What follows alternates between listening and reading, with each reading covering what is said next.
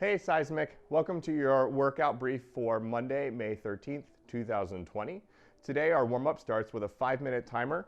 We're going to work through rounds of 10 leg swings. You can hold on to something for balance if you need. You'll do 5 on one side and then 5 on the other. Goal here is to kick as high as you can in the front. And then we're going to go to 5 scorpion kicks on each side for 10 total. You'll be in downward dog.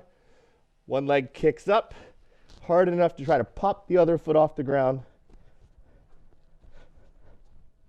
And then switch.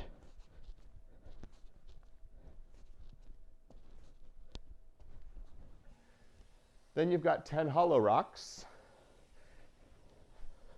We can progress from easier to more challenging. 2 arms overhead. And after 10 of those, you're going to have 10 arch rocks.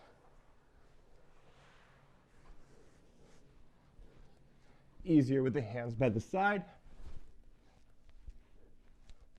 Harder overhead.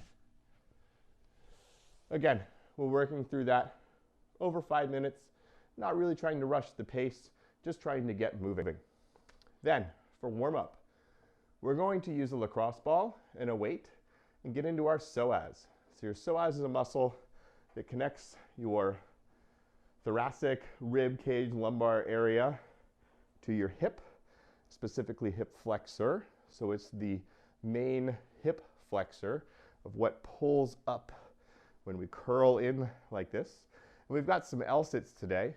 Now I should note, if you're pregnant or think you're pregnant or don't have a soft ball, so lacrosse ball is as hard as we want to go, tennis ball, racket ball, something like that at our disposal, and a load of some kind, like a dumbbell or a kettlebell, then you're going to want to speak with your coach and find out an appropriate alternative. So, this ball is going to go just inside my hip crest. So right here is the crest of my hip. It comes up and around. I can feel that bony structure. I'm going just inside of that. I'm going to lie on the ground, place my ball right inside that structure, place the load on top, and then kind of let the load do some work. I can increase by pushing down or decrease by pushing up on the weight. And then I also want to add in some movement, right? So I want to get some hip flexion, some external rotation going on. And I'm just trying to find where these tissues might have some dysfunction and work through it. Then, after about 2 minutes on each side of that, we're going to hit our TFL. TFL, big triangular muscle right on the side of the hip, controls abduction of the hip, right? So if I want to go out to the side or I want to stabilize the knee from folding in, this muscle is super active.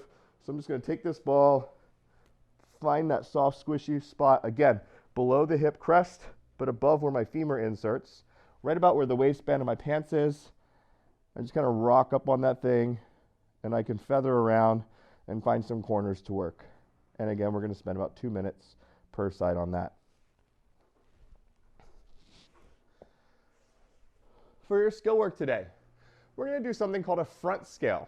And really, it's just going to be a minute of practice on each leg of front scale. And so a front scale is a 1-leg balance, but I'm actually going to try to lift my other leg in a straight line as high as I can. So really, really big key on toe point, right? So I want to plantar flex or point my toe away from me. I want to keep this knee locked out. My arms are out to the side, and then I'm going to lift this leg as high as I can, but I don't want to go so high that I'm forced to bend the knee. So for some of you, you might be down here. Others might be parallel to the ground. And again, we're going to try to practice this for a minute. If you can stay here for a minute straight, good on you. There's some good training. If not, or you need to take a break, you can always set it down, shake it out, and get back into it. And again, we'll just be spending 1 minute on each side. And then we're going to go to back scales. So back scales, instead of lifting in front of me, I'm going to lift it behind me. But as I do that, I'm going to tilt my torso forward. So you can imagine like my leg and my torso are stuck together in a straight line. And my goal is not to hinge over and then pick my leg up a little bit and balance. It's to actually hinge over this other leg and keep everything in as straight a line as I can. So if this leg is dropping down a little bit, check in with your hand on that hip. I can feel a little bit of curvature there. I'll pull my chest up and try to line everything up by squeezing this glute. And then watch for this. This is going to want to happen, so make sure you stay squared off with the ground, right? Arms out for balance, 1 minute each side. And then we're going to do a minute side plank. Elbow on the ground or hand on the ground. This is your preference. Legs are straight, hips are up, right? So I'm pushing away from the floor. You can stagger your feet if you need to for balance. You can go down to your knees if you need to. And again, elbows are an option. So 1 minute on each side of our front scales, 1 minute each side of back scales, and 1 minute each side of side planks. For your WOD today, we've got a 12-minute AMRAP where you're going to work through 30 seconds of L-sits. Now, unlike the front scales and back scales where it was 3, 2, 1, go, and at the end of a minute, you're done, this time we want you to accumulate 30 seconds in an L-sit. So an L-sit, we'll go over many different options that you have for your L-sit. We're looking for some type of hand or arm supported, feet off the ground position. And if you get 5 seconds, set it down, shake it out. Get 5 more, set it down, shake it out. Squeak through 10, now you're 20 seconds in. Again, the goal is to accumulate 30 seconds before moving on to the next movement. And so I'm going to actually use chairs for this. I don't have any parallel bars. I don't think very many people do at their place that they're working out right now. So I'm going to use chairs. 2 chairs. These are just from our dining room. One right there. One right there. I want to make sure there's enough room that I can fit in between and I can support myself on my hands. Knuckles forward or fingers pointing out is fine. And then again, we have multiple variations on our L-sit, right? I can tuck my knees up. I can extend out a little bit. I can go one leg straight, or I can go both legs straight. And my goal is going to be to accumulate 30 seconds in that L hold, or supporting myself with some type of 90-degree flexion happening at the hips, right? As I make my leg longer, things get a little bit more challenging. After 30 seconds of that, I'm going to do 10 box jumps. Remember, we're going for rounds of this, so expect to spend a lot of time working on your L-sits.